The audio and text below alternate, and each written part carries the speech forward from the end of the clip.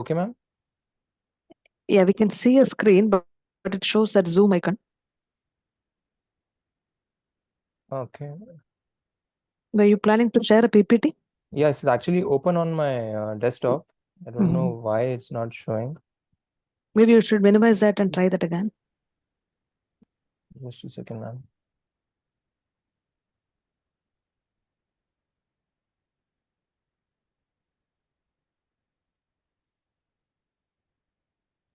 Sorry.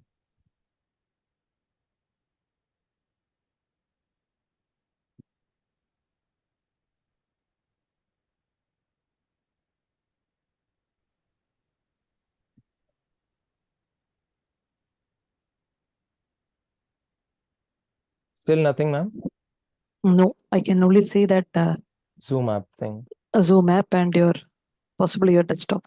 I'm not sure.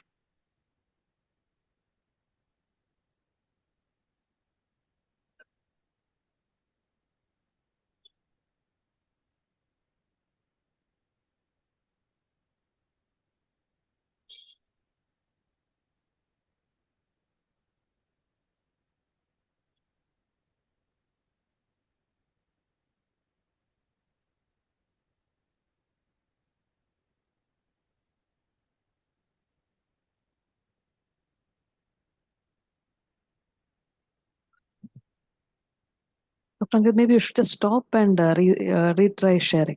Okay, ma'am. One Yeah. second. It's stopped right now? Yes, it has stopped now. Okay. Okay. Now I got it, ma'am. Yeah. Correct. Now it's okay, ma'am? Yes, please. Okay. Hi. Good evening, everybody then. I'm very honored to be amongst this august company today evening. Thank you, Dr. Ann, for, giving me this opportunity to at least moderate a session and be a part of this group, ma'am. We'll be discussing a little bit about alpha dystroglycanopathies. And I would like to give a small brief background about these entities and a small, very, very small perspective about what a neuropathologist can do in these cases. I'm glad to welcome Dr. Pavan and Dr. Shruti with me. So I'll try to start off by explaining that where does alpha dystroglycanopathies lie in the whole spectrum of LGMDs. So this LGMD classification got an update during at around 2017 and 18. The groups, the Victor Straub group sat at Nardens in Holland, and they came up with a consensus guidelines. Which they did was they retained the term as limb-girdle muscular dystrophy. And they updated the definition to include certain keywords, like these conditions need to be genetically inherited. They need to have proximal muscle weaknesses to be present at presentation when the patient's present. They further said that these conditions need to be present in at least 2 unrelated families to be called LGMDs. The achievement of independent walking was a prerequisite criteria before they start going into dystrophies. They almost always have elevated serum creatine kinase levels, and the imaging and the biopsy shows degenerative dystrophic changes. And so this is how they came to a consensus what an LGMD spectrum should involve. As a result of that update, we can see that this was the classification on your left earlier, as you know it, and in the right, in the third column, we see how the classifications have changed. The interesting thing was that they changed the terminology into a certain way that if you follow these LGMDs, they started calling them LGMDs followed by a D or an R. D and R denoting whether they are autosomal dominant or an recessive entity. Then the R1, 2, 3 were the proteins on the order of discovery, in the chronological order of discovery of the proteins. They were termed as LGMDs, for example, DR, followed by the protein which they are related to. There were certain implications of these update. Around 10 entities got removed from the list of LGMDs, while at the same time 4 entities got added into this list. But dystroglycanopathies per se were noted to have a very, very broad clinical phenotype and a spectrum of disorders, and they may not even fulfill the definition of LGMDs. But then the consensus was reached that the alpha-dystroglycan is a major central molecule which takes part in the interactions between the muscle and the extracellular matrix. And a decision was taken to retain the dystroglycanopathies in the new classification. So if we quickly go back and refresh our memories on how the the myofiber interacts with the extracellular matrix, we see that the dystroglycan has two subunits, alpha and a beta. The alpha is the one which is extramembrane, and it is the one which connects and interacts with the extracellular matrix components like laminins, while the beta component is the one which connects and takes part with has an assembly with the dystrophin and the rest of the muscle fiber. So it forms as a connecting molecule between the myofiber and the extracellular matrix. So as we saw that dystroglycan has two subunits, alpha and beta. The alpha subunit of dystroglycan is the one which binds the extracellular components. The extracellular surface of this alpha dystroglycan has something called the terminal sugar residues, or the sugar oligosaccharide units, which the central process for them to activate and take part in function requires a process of manosyl their manosyl residues need to undergo glycosylation. And any defective glycosylation of these sugar residues is what is the central pathology of dystroglycanopathies. To further elucidate this, around 18 genes and their proteins have been elucidated till now to take part in alpha dystroglycanopathies. Many of the genes are already mentioned here. So, and they are the ones which are causing the altered glycosylation through various mechanisms. There are these. So this is the alpha dystroglycan on this side on your right. Sorry, and there are these sugar moieties. At the base, we have the mannose, MAN being the mannose, and then you have the sugar, which is glycosylated.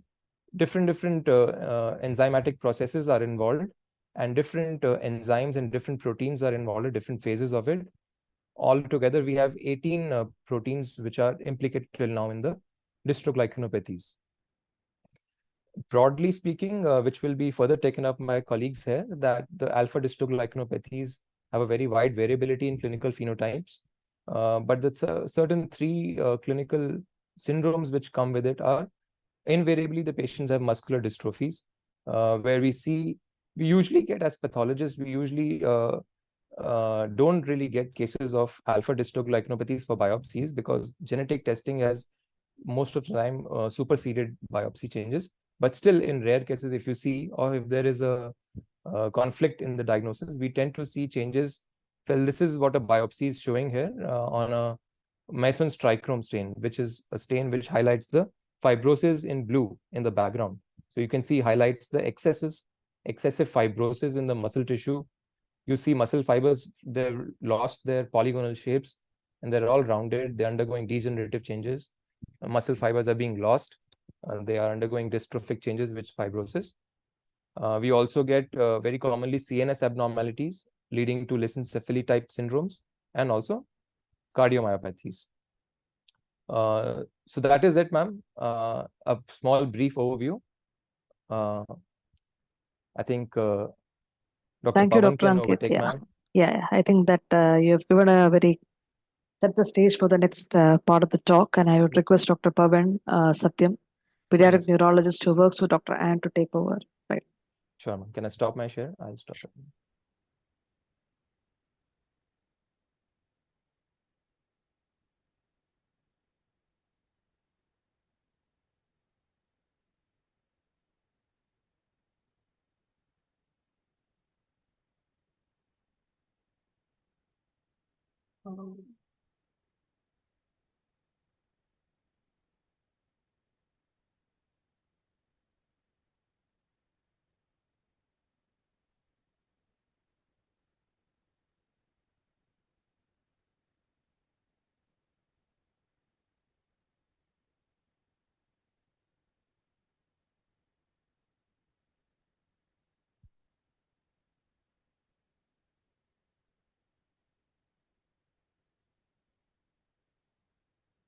Good evening, everybody.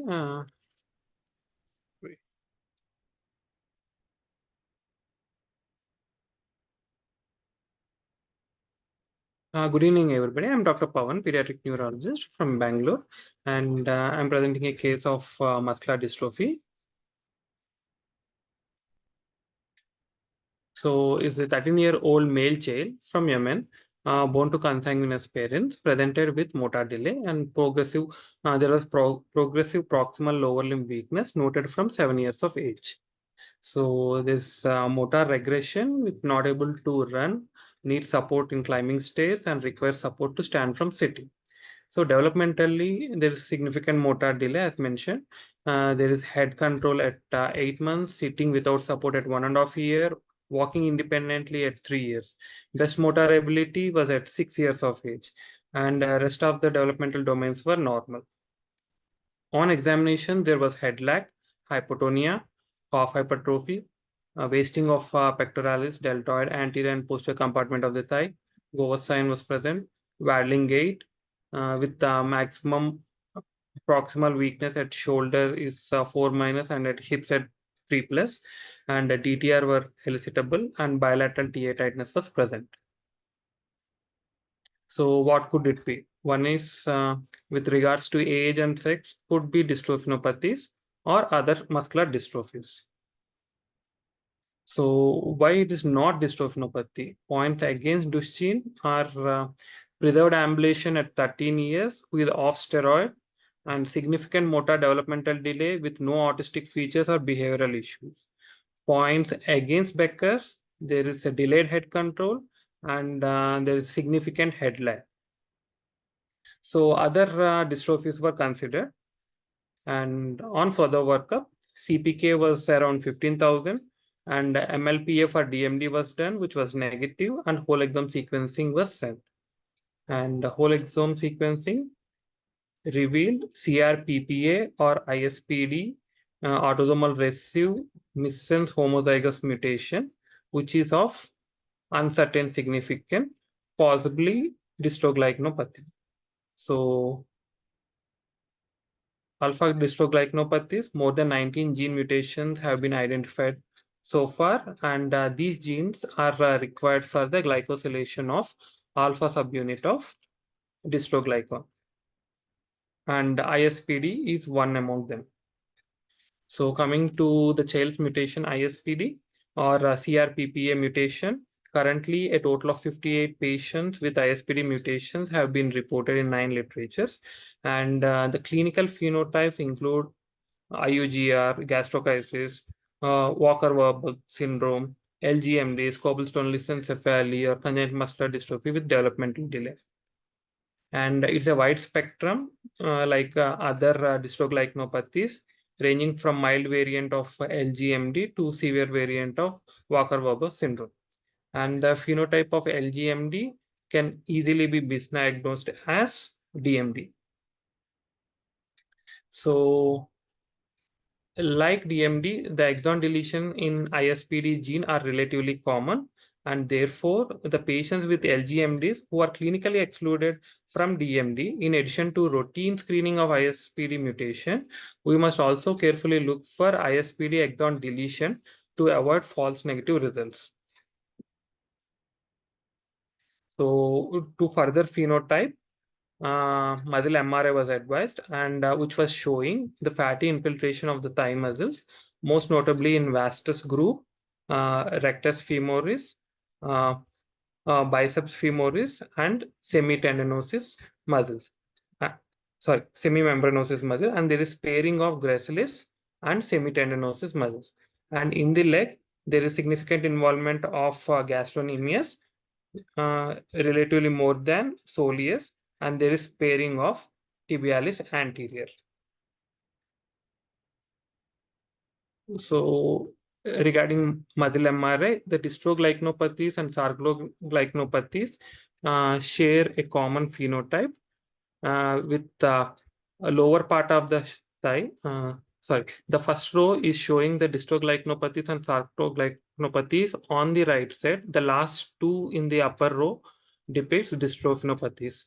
So in dystroglycanopathies or sarcoglycanopathies, there is involvement of vastus intermedius and vastus medius, which shows a concentric fatty infiltration pattern. Whereas in dystrophinopathies, there is sparing of vastus intermedius and uh, medius. And in the upper part of the thigh, in dystroglycanopathies, there is pairing of adductor longus, whereas in dystrophinopathies, there is sparing of adductor longus, leading to trefoil with single fruit sign. This is a similar image depicting the sarcoglycanopathies and dystroglycanopathies, sharing a common pattern of a concentric fatty infiltration pattern, whereas the dystrophinopathies, where there is pairing of adductor longus with trefoil with single fruit sign. So to further phenotype, again, muscle biopsy was advised. So we are expecting it to have reduced on immunohistochemistry with reduced alpha dystroglycan and laminin. So treatment strategy for ISPD mutation. The left side of the image already explained by Dr. Ankit. So different genes here will lead to the formation of this sugar moiety. So FKRP, fukutin, and ISPD are required for the formation of ribitol phosphate of this sugar moiety. So mutation in ISPD, fukutin, or FKRP will lead to deficient formation of this polysaccharide, leading to alpha dystroglycanopathy. So supplementing this ribose supplementing with this ribose can lead to formation of this polysaccharide, which helps in the glycosylation of dystroglycan. So this is regarding this ISPD mutation. So further overview of alpha dystroglycanopathies will be given by Dr. Ann. Thank you. Thank you, Dr.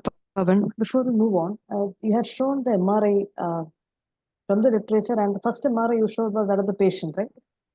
Yeah, this is the actual patient, ma'am. So how does it compare with the literature if you see exactly for the next slide? Yeah. Do we have the same picture here? There will be some overlap, ma'am. In this image also there is some overlap, but there is significant involvement of vastus intermedius and medius, like concentric involvement is there. But in addition to that, there is a trefoil with single fruit sign is also there. So there is actually an overlap. So we further wanted to phenotype, that's why with muscle MRI also. Sorry, with the biopsy has been planned. Okay. Yeah. Thank you. Yeah. So does the audience have any questions? In which case, I think we'll move on to the next. I think. Hello, myself, Dr. Arisha Alam from KGMU. I have a query that the mutation which was mentioned was of unknown significance. So can we label it as pathogenic? What is your say about it? Yeah, we can reclassify it as pathogenic once we have enough proof with biopsy and muscle MRI. We might have to reclassify it as pathogenic. But I think there are certain other genetic evaluations which are done to classify something as pathogenic. Yeah. May I answer that question? Dr. Yes, Arisha thank you, Alam? ma'am. Yes, ma'am. Dr. Arisha, would you mind introducing yourself? Are you from the genetics background? Or are you from the clinical background? Ma'am, I am a pediatric neurologist working as assistant professor in KGMU, ma'am. Okay, so you're a clinician. Because we face this kind of problems a lot. Like we send investigations for patients and they come with this picture. So we don't know how to decipher it and how to report also maybe. So this is absolutely true. And this is what all of us face. So Dr. Shruti, Dr. Pavan and me are all clinicians. And this was a genetics that was not sent by us. It was not sent to a lab of our choice either.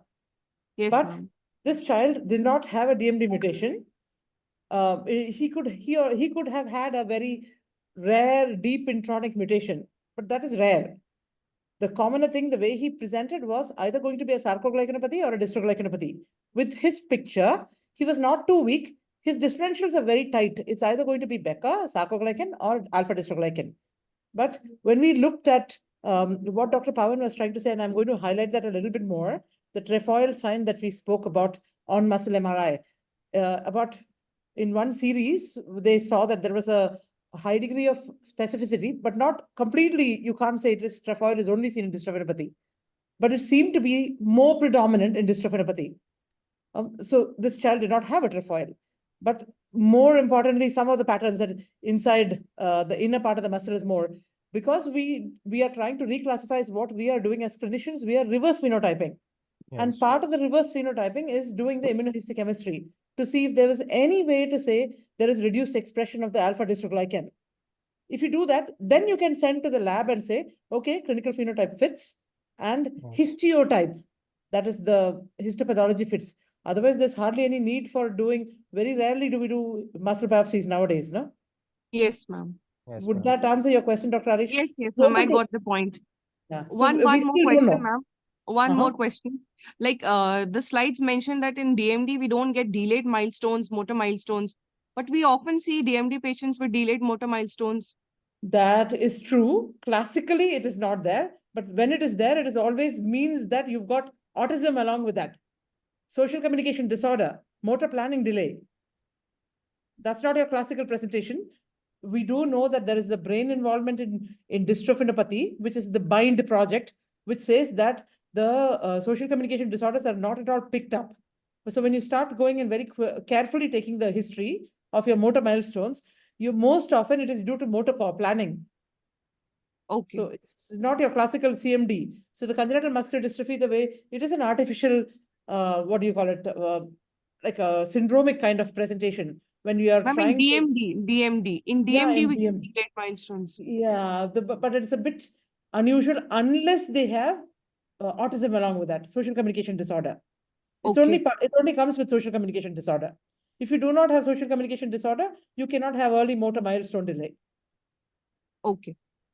Ma'am, Thank you, to further pitch in Dr. Arisha's point there, could it be the fact that since very few cases are being reported in literature, that the lab is showing it as a variant of unknown significance? That's when the reclassification happens. Would you agree, Dr. Shruti? What do you think? So the thing is, the thing is there are specific criteria to label something as pathogenic or, we know that the ACMG criteria is there to say that a mutation is pathogenic or not, and to actually add more to the confusion. We often, what we do is, I know that all this muscle MRI and the plan for biopsy is all because it is a VUS. If it was a pathogenic mutation, we really do need to do all these further investigations.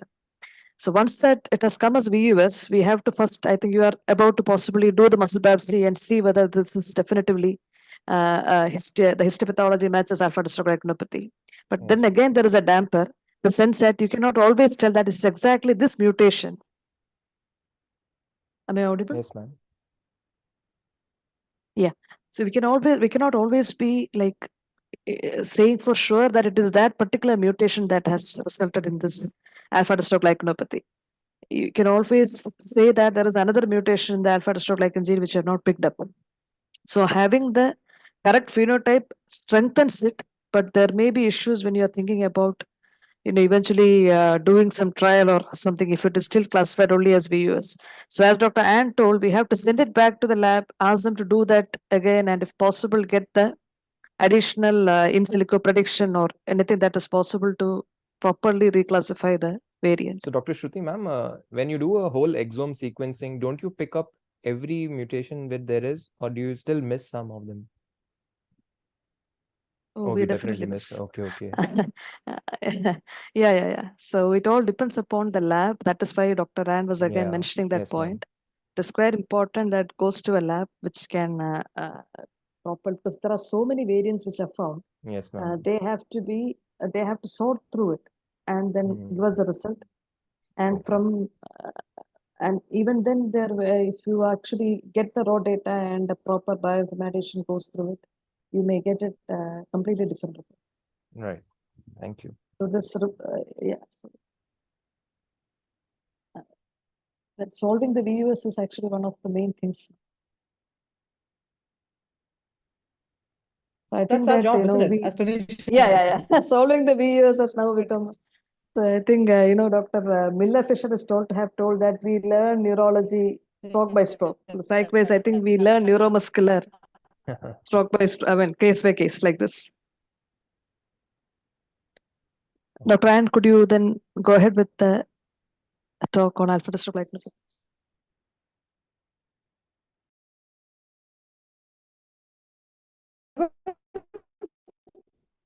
There is, we are not able to hear you. Your video is stuck. Even the audio, man.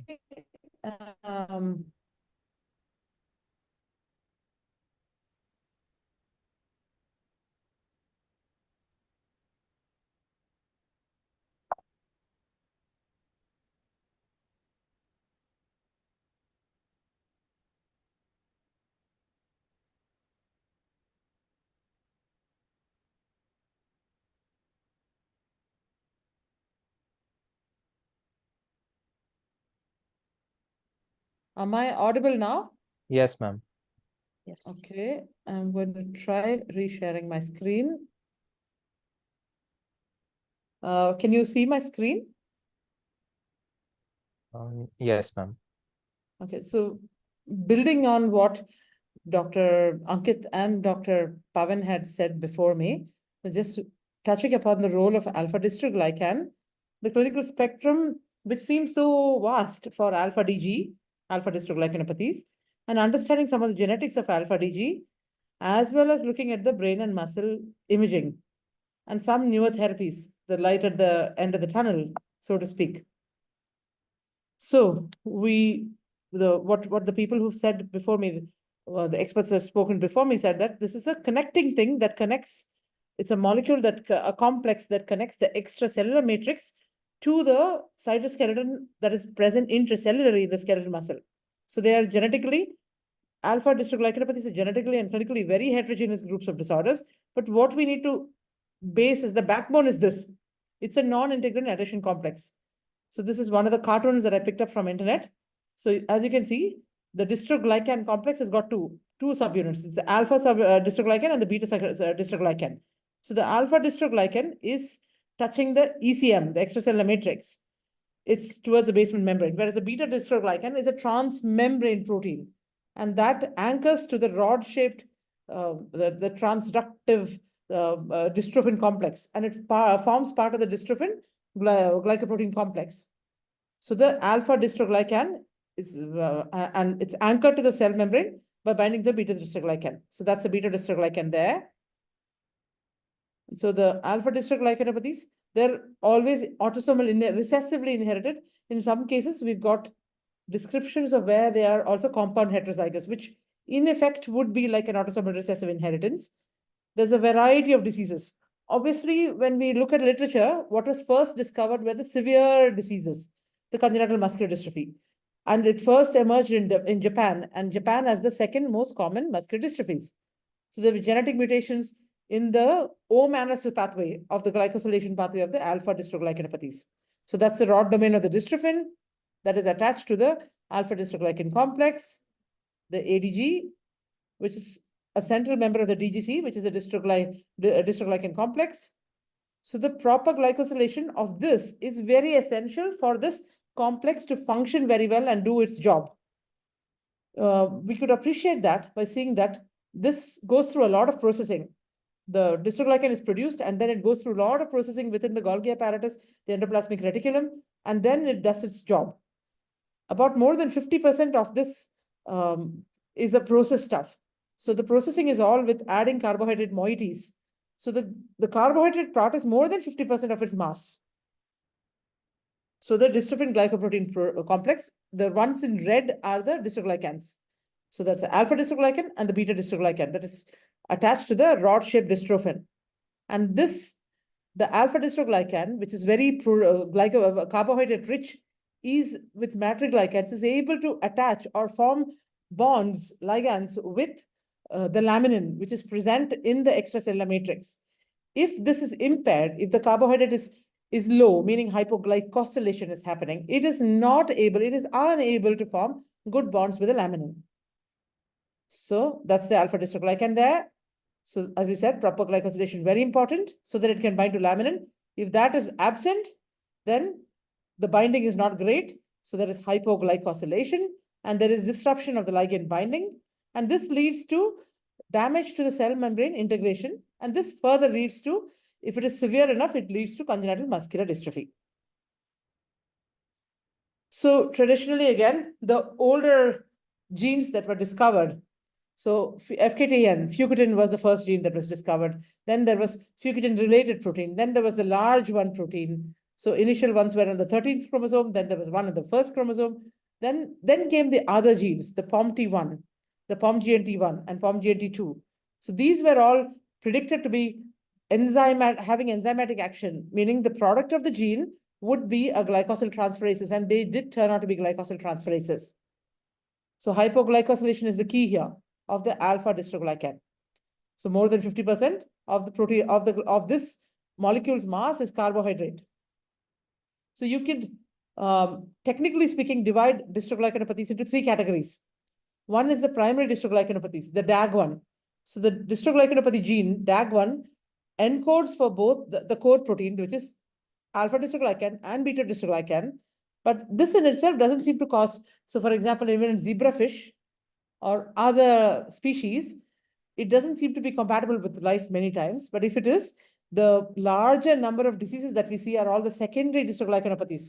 So to say this, the decoration, they're caused by enzymes corresponding to the DAG core, the dystroglycan core is there, but it goes to endoplasmic reticulum, Golgi bodies, and then the adding of the carbohydrate moieties, that defect seems to be what is affecting diseases and causing so much human disease. So that's the POMT1, POMGNT1 large. The tertiary dystroglycans, they involve genes that are responsible for carbohydrate fabrication within the cytosol, inside the cell. So they are further responsible in modifying the alpha dystroglycans glycosylation. So into this category falls the ISPD, which the case that we presented right now, or the GMPPP. So the functions, we could categorize the function of the alpha dystroglycan into 3. So this is very crucial to remember. Basal membrane formation. It seems like maintaining in the developing brain or the developing embryo or the fetus, if the basal membrane is not well formed, this is the basis for all the incompatibility with life, lethal forms, or terrible CNS malformations, which come with the Walker-Warburg muscle eye brain kind of phenomena, because there is disruption in the basal membrane. There's a lot of signaling that happens in the extracellular matrix. The ADG, the alpha DG, alpha dystroglycan, functions as a receptor. And then comes the last one, the physical anchorage. It protects muscle cell membranes from contraction-induced damage. So you have a wide variety of spectrum of phenotypes. You have profound brain malformation that could be incompatible with life and is lethal, or you might have very minimal intellectual disability without any actual morphological defects that are detectable by neuroimaging, MRI. So there is an important role in the nervous system. It maintains synapses, the alpha dystroglycans.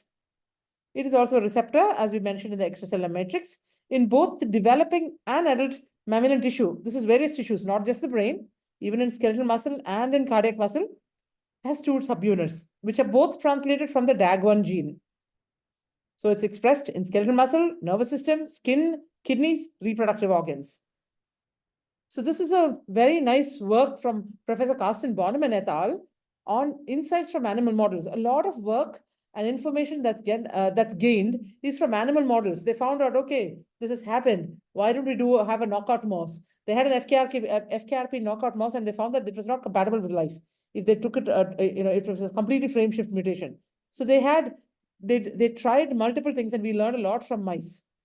So this is the dystroglycan peptide, the N-terminus and the C-terminus. What they found is that the N-terminus, once it goes into the Golgi and comes out of the Golgi apparatus, it is not really important. What is important is the mucinous end. So this mucin-rich area is where all the carbohydrate decoration is happening, glycosylation is happening. So we said the phenotype, clinical features, CNS involvement could be very, very profound or very, very mild. So you have at the severe most end of the spectrum, the Warburg, then followed by the muscle-eye brain, followed by the congenital muscular dystrophy, the classical Fukuyama congenital muscular dystrophy, followed by the limb-girdle muscular dystrophies with a little bit of intellectual disability, who may or may not have some signal changes, and then followed by your plain LGMD with no brain involvement, no intellectual disability. So this is the classical type of the cobblestone lyssencephaly, which is due to aberrant neuronal migration. If you could imagine, it is because from the ventricles, when the radial glia are migrating, there was no full stop on top. So there was no like an anchor for them. And so they went into the subarachnoid space. So it's over migration of the neurons into the subarachnoid space. There were breaches in the basement membrane, mostly in the neocortex, the hippocampus, cerebellum, spinal cord, and retina. So you do get retinal dystrophy, dysplasias, you get cataracts, you get glaucoma, and you have abnormal migration through these breaches that leads to lyssencephaly and hydrocephalus.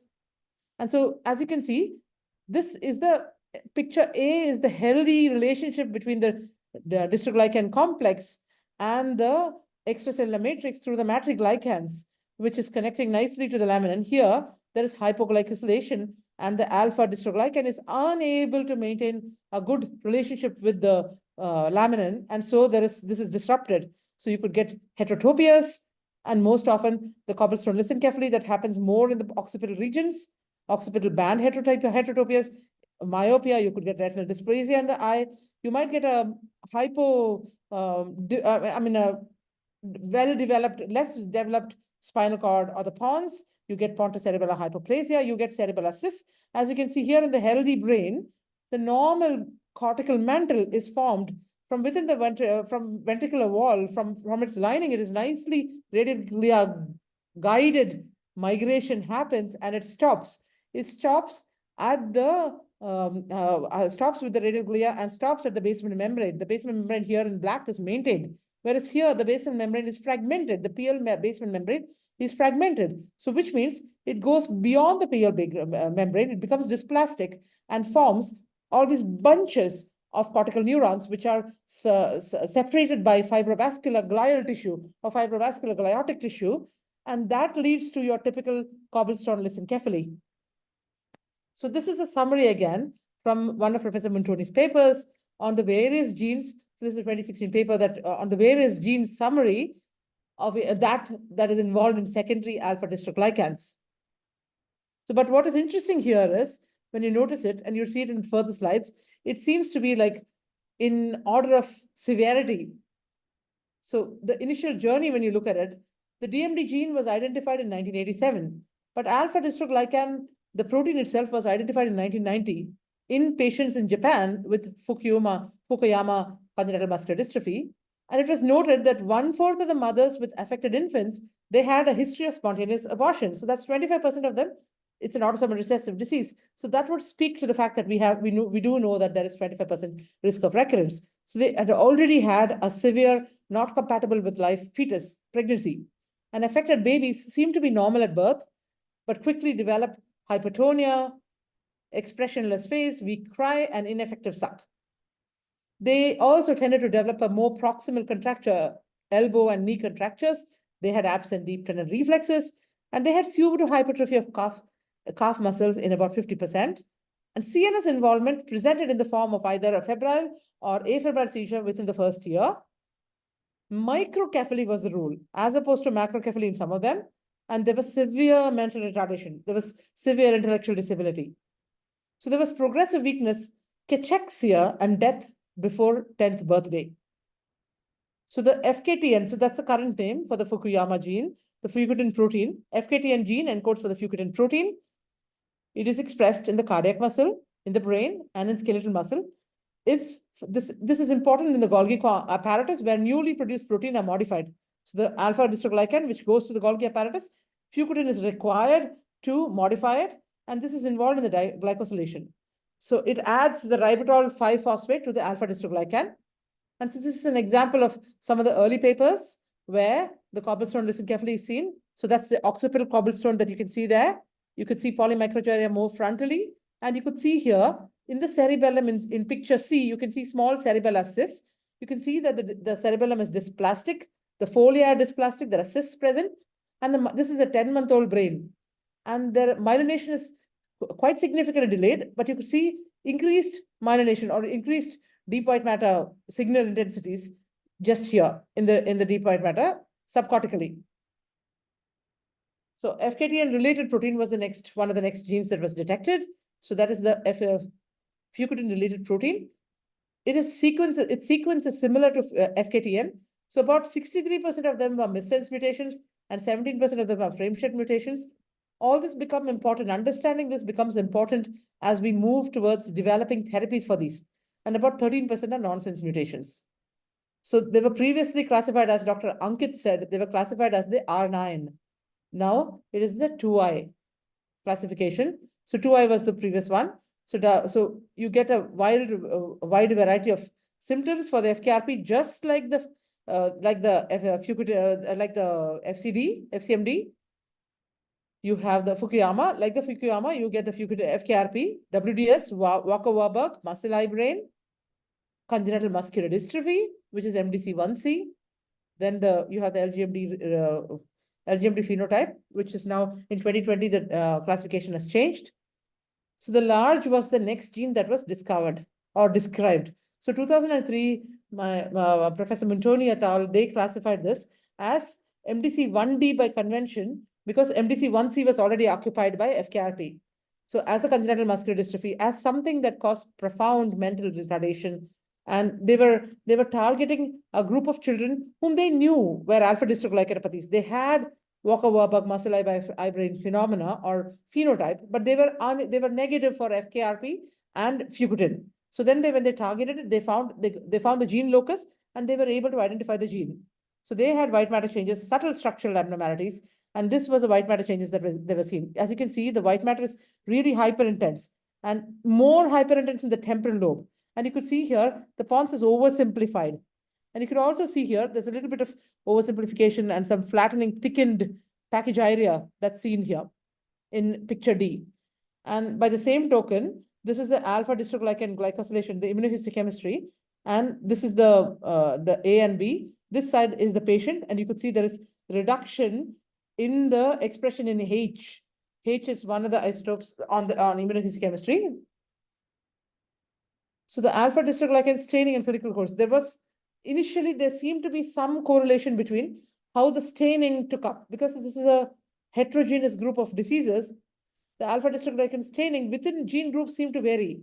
So for example, those genes corresponding to that which was involved with more of the glycosylation, which is the glycosyl transferases, which is POMT1, POMT2, POMGNT1, they seem to broadly correlate between, if the disease was very severe, you had very severe alpha-dystroglycan reduced expression on immunohistochemical labeling, but not so much. It seemed to be poor in FKRP and FKTN patients. So for example, there was a patient with an LGMD-like phenotype, no brain involvement whatsoever, but had profound depletion of alpha-dystroglycan labeling on muscle MRI, on muscle biopsy, on IIH6 labeling.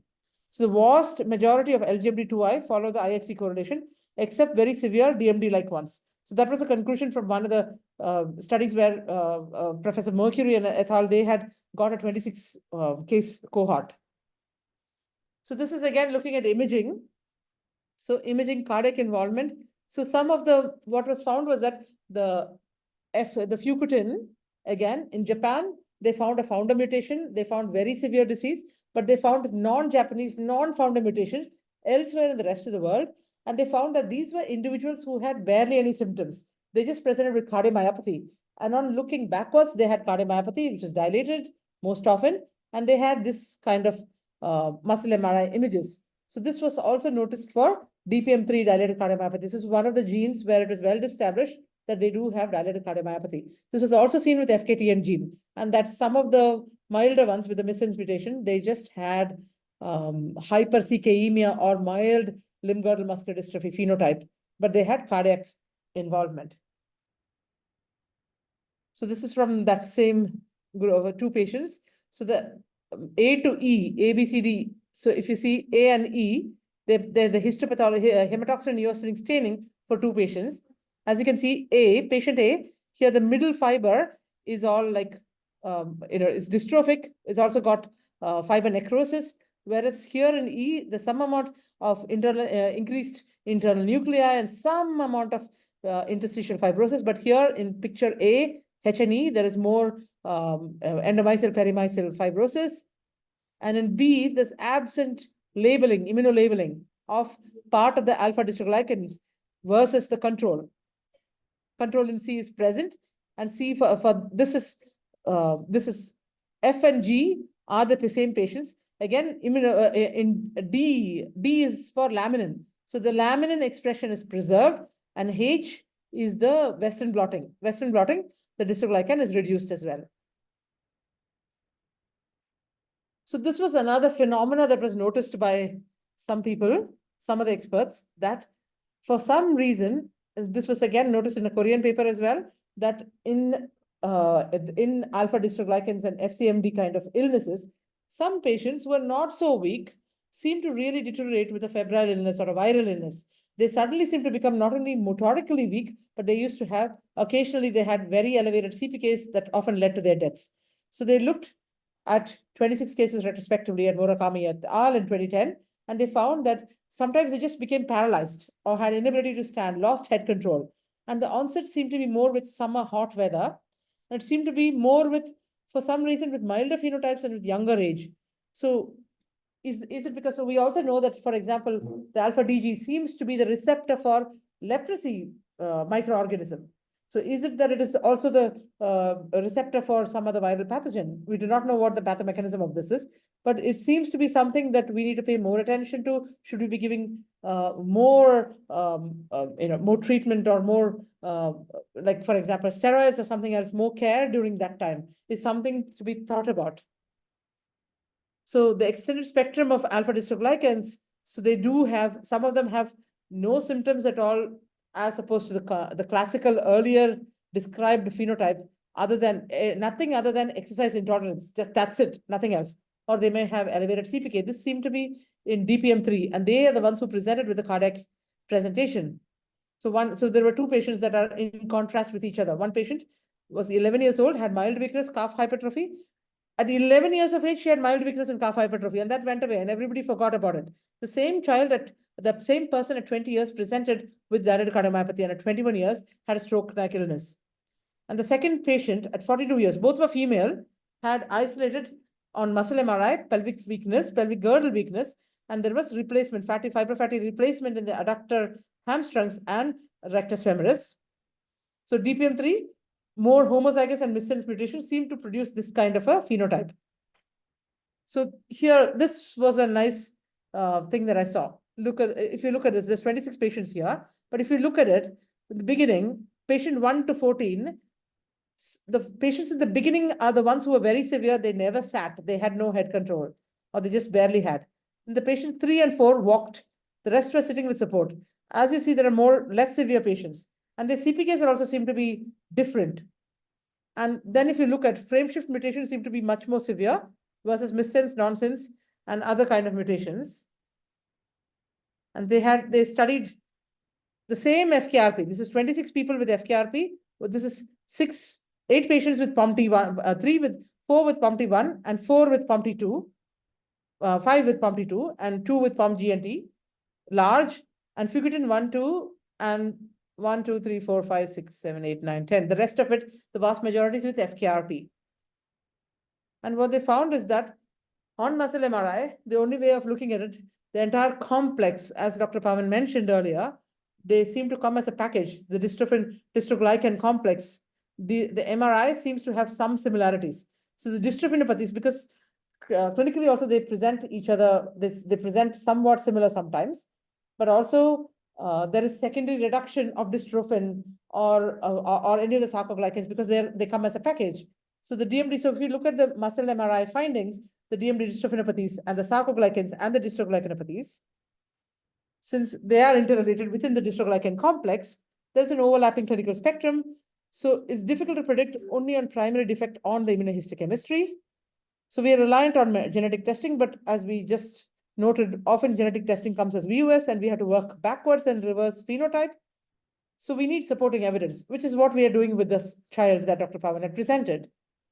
So that's the trefoil sign. So the trefoil signs of dystrophinopathies, which is known for dystrophinopathies. But even here, this was nearly 200 plus 410 patients, but of which only 166 were dystrophinopathies.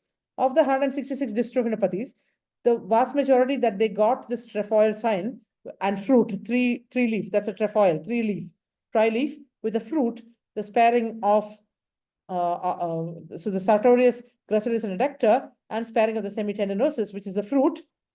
So this was seen only at a certain age. So for example, it was seen mostly 8.3 years plus or minus 6.4 years. So meaning minimum from 14 months to 52 years. So the trefoil was present from 2 years to 24 years of age. 97 of these 166 patients had no trefoil.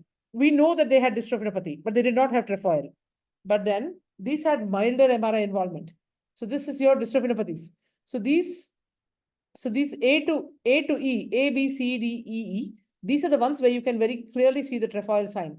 Here you can't see it that easily. So for example, the G and H are carriers, and I and J, G and H are carriers, and I and J remain undiagnosed. They were suspected because they seem to have a trefoil kind of appearance. They suspected to be a dystrophinopathy with no diagnosis and still underway. So now the concentric fatty infiltration is a pattern that is commonly seen with sarcoglycanopathy and dystroglycanopathy. So how you put them all together is the challenge. So concentric, here, that's a dystroglycanopathy, that's a sarcoglycanopathy. Both have similar ones, but the trefoil, you can exclude the dystrophinopathy from the trefoil. That doesn't mean none of the dystroglycanopathies or the sarcoglycanopathies do not have trefoil, but by and large, they don't. That is statistically significant. So both sarcoglycanopathies and dystroglycanopathies have concentric fatty infiltration with relative sparing of the medial part of the adductor longus. There's no difference between adductor longus and mid-thigh, that is around the distal femoral diaphysis. So after all the data, it only tells us that we have to integrate everything together to be able to arrive at a consensus. And why is it still important that we arrive at a consensus? I'm going to echo the sentiments that Dr. Shruti had said, is all about the newer therapies. So there's antisense oligonucleotides, there's gene therapy coming, but there are also simple molecules like ribitol or oral ribitol, a pentose alcohol, that partially restores functional O-mannosylation of alpha-dystroglycans within mice. So it restores therapeutic functional alpha-dystroglycans in skeletal and cardiac muscles. It's been shown to do it in FKRP mice. 5% ribitol itself improves, both in 3 months and 6 months. And early treatment with 10% ribitol seems to improve even more. So the newer therapies is the AAV9 associated gene therapy. But this seems to be relevant only if it is pre-symptomatic, before onset of disease. And it's not useful for adult mutant mice when there is a well-established phenotype. So the 10% ribitol seem to have as good an outcome as AAV9 therapy. And 10% ribitol is definitely more cheaper than gene therapy. In the way of, when you look at mice, there was improved grip strength and treadmill test.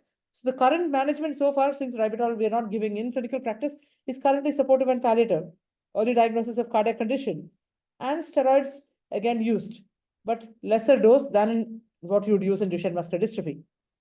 So this is one of the cases, one of the early described cases in GMPPB gene where Marco Savarese et al., they had shown that there was a patient who presented at 9 years. They gave a DMD kind of steroid dose, a high dose of steroids.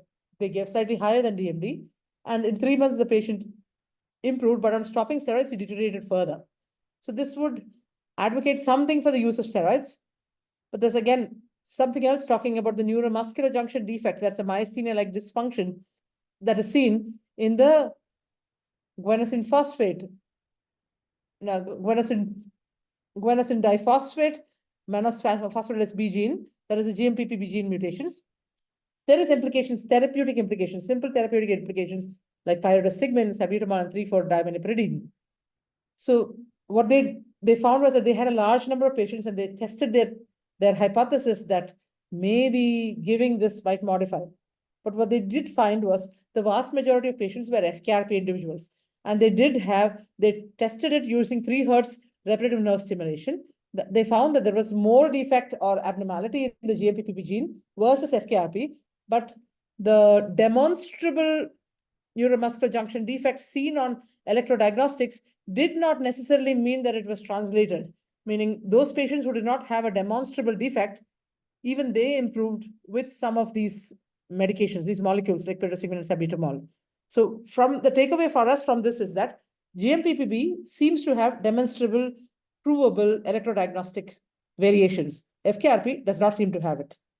So many of them, about 80% of them have had fatigability, but they did not correlate with EMG and fatigue at the end of the day. This is Catherine Methods et al. From 2020. So some of the treatment strategies are steroids to be thought about, alendronate, tamoxifen and raloxifene, pancreatic acid still in zebrafish stage, ribitol as a small molecule, and AAV9 for FKRP and large, to neonatal and adult FKRP mouse. So they've looked at both the intramuscular as well as systemic delivery, and they've seen that on taking mice biopsy, the IIH6, there was increased immunoreactivity of that core of alpha-dystroglycans. So there was increased IIH6 immunoreactivity, there was increased laminin binding, and there was reduced muscle regeneration. And 1 year rescue, there was increased alpha-dystroglycan glycosylation. But the issue is, we do not know. So for example, gene therapy, we are familiar with SMA gene therapy. We know that the product of the gene, SMN, is not, the SMA, survival motor neuron protein, is not toxic. But we do not know, there are concerns about the toxicity of FKRP protein if it's overproduced. So that's it then. Thank you.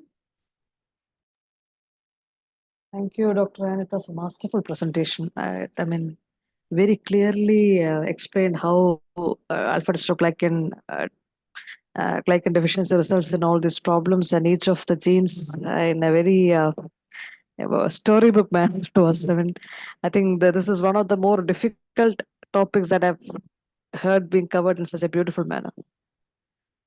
Are there any questions from the audience?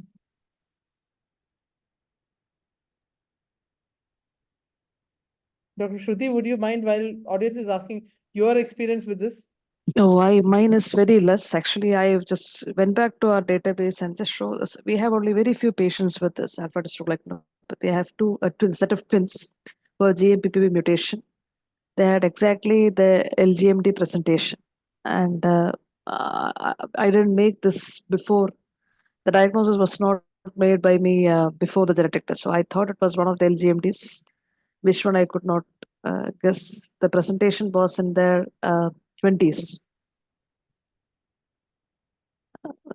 And 20s, and so they did not have, as I remember, I don't know if they had any developmental problems to start with, but what I remember is that at the time they came here, it was in their 20s, and it was very slowly progressive. They were still ambulant and no fatigability. We did look for any features of myasthenia. We did not get any.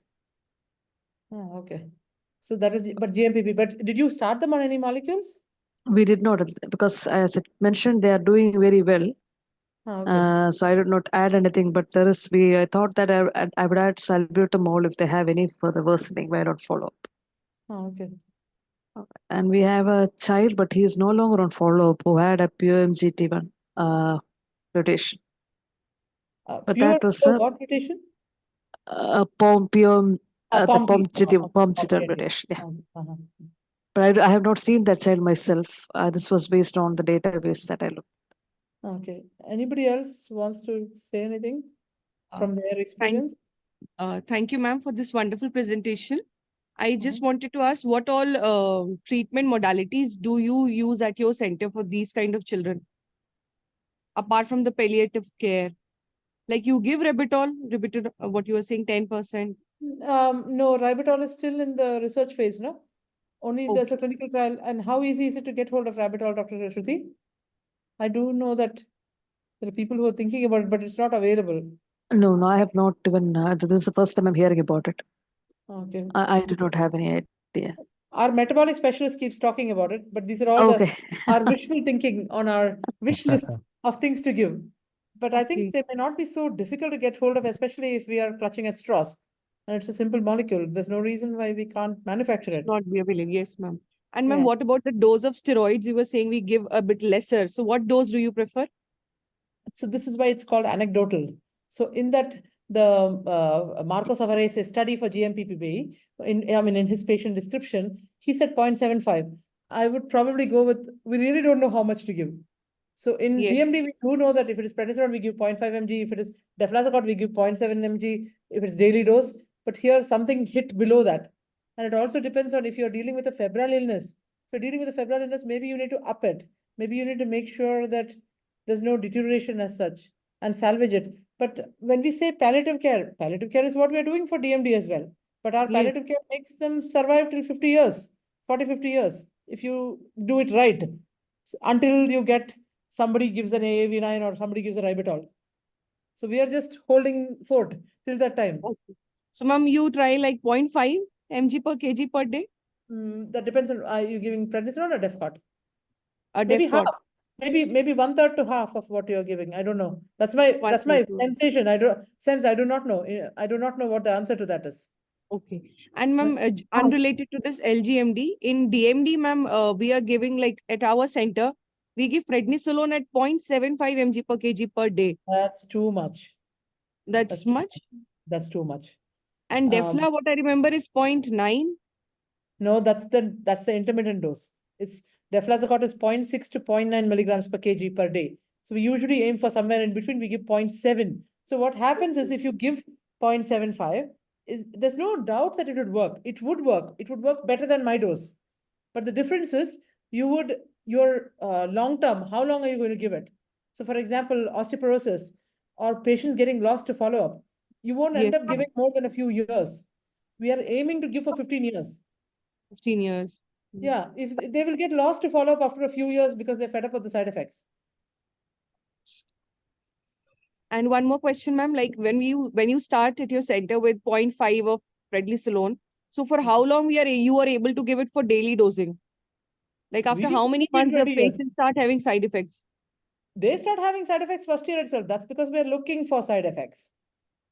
If you don't look for side effects, there's not one patient who escapes side effects. Would you agree, Dr. Shruti?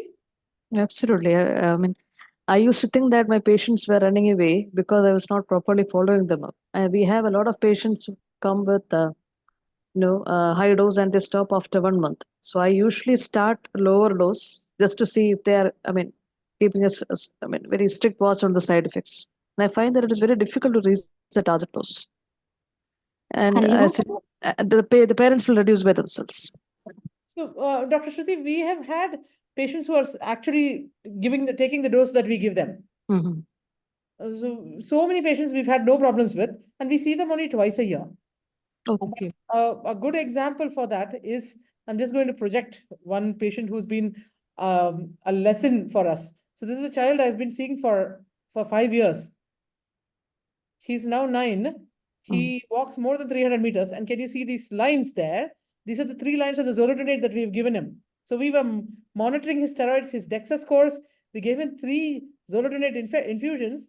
And 1 year they delayed the zolidronate because the mother fell pregnant, had another baby. And then he had a fracture. And the fracture was not even a fall. It was just a tap.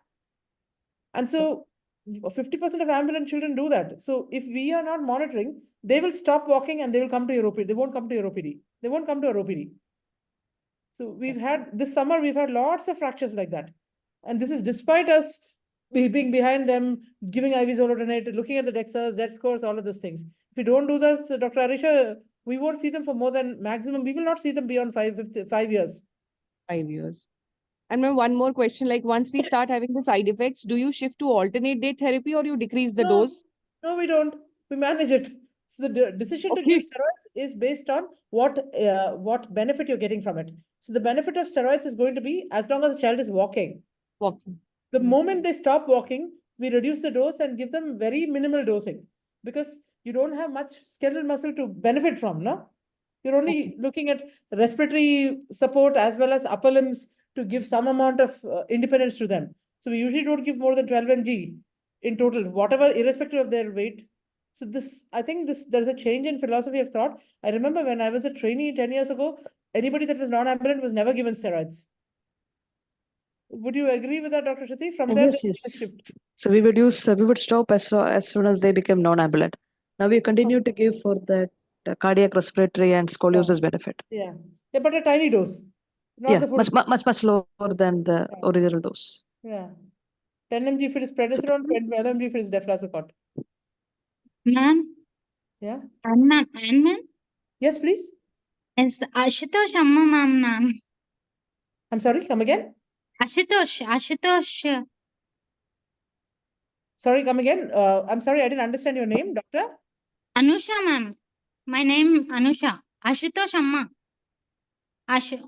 Ah, okay. Oh, okay. Okay. The parent. Okay, sure. Mhm. Okay. Ma, this is a forum meant for doctors, ma. How can we help you? Ma'am, actually, Ashutosh ki osteoporosis risk. That is a question. That is Osteoporosis a risk. that is a question that is a part of a consultation, ma. That would be part of a consultation, no? Because each child we take into account the risk of that child. Okay, ma'am. Based on, and it is not based on one DEXA scan. It is based on serial DEXA scan. Okay, ma'am. Okay. Unless the DEXA is completely abnormal. So, Okay. so to answer it for the wider audience, so that we are still following the 2018 guidelines, which says, if it's below -2, you give it, or if there is a drop of -0.5 in the bone mineral density, then we give it. And once we treat it and then that bone density goes up to normal, you are assuming it's a degenerative disease and you continue giving maintenance instead of treatment. So treatment being 2 times a year and maintenance would be annually once. Okay, ma'am. Thank you.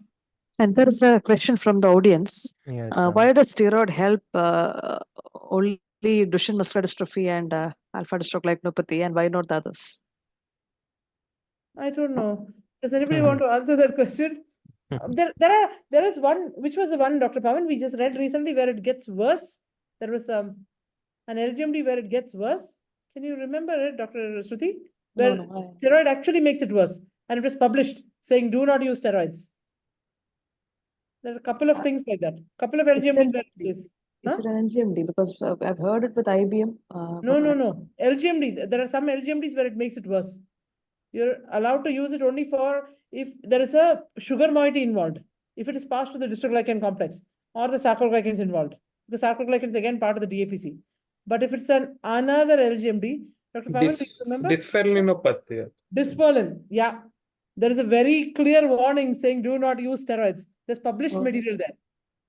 Not to use steroids for dysferlin. And the sad thing is, dysferlin often presents very acutely, or not Yes, often, at least it can present very acutely, mimicking an inflammatory myopathy. Yeah.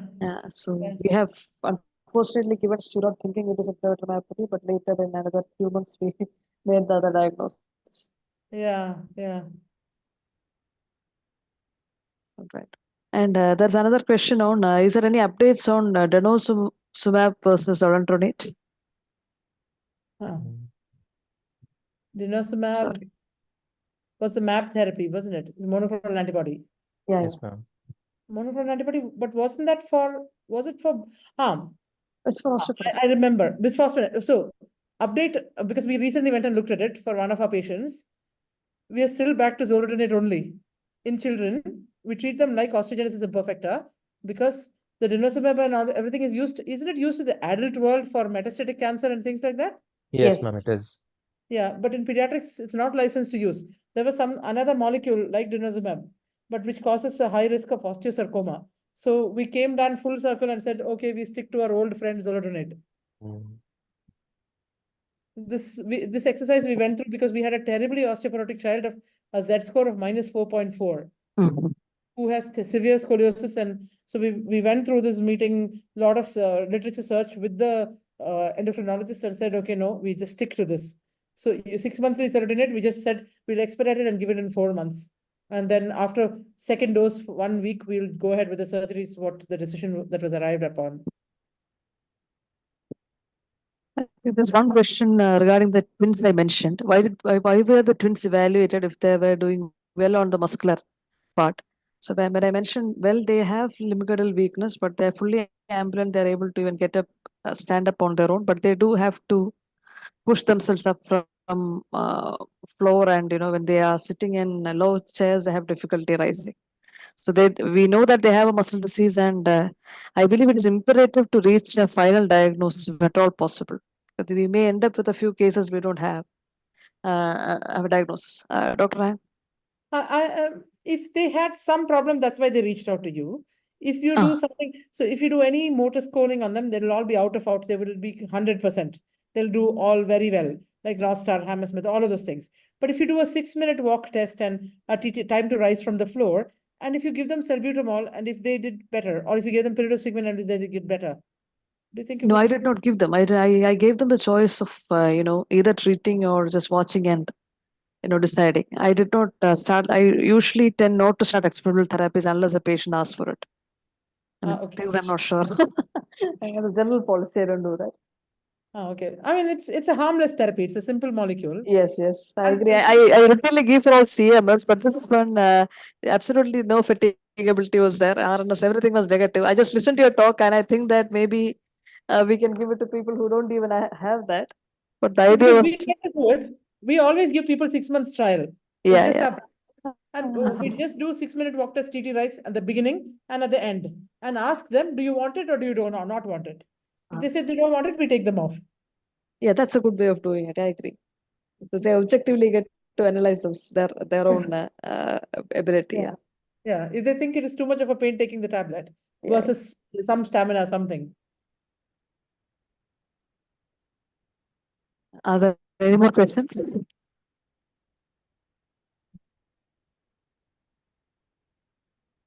If there are no more questions, I'll just hand it over to my co-chair. You want to close the session, Dr. Anil? Ma'am, I would just say this was a wonderful, wonderful talk by everybody here, Dr. Pavan, Dr. Ann also. I think we learned a lot today, and it was absolutely wonderful. I would definitely tell more people of my community and my colleagues in neuropathology to come join in these sessions, because understanding clinical profile and understanding what clinical presentations make a difference to your practice in pathology, it makes a vast difference, in understanding diseases. There's so much to learn out there, ma'am, actually. And Dr. Ann is such a treasure trove of knowledge here, and it was wonderful hearing her talk today, ma'am. I second all that, and thank you so much, presenters and Thank you, ORDI again in the end. and the audience and the ORDI. Yes. Thank you. Thank you, ma'am. Good night. Good night for the next session. Thank you. Good night. Thank you to both of you, Dr. Ankit and Dr. Shruti. Most welcome, ma'am. Thank you. Thank you. Bye-bye. And yes, they are being recorded. You will get it at some point.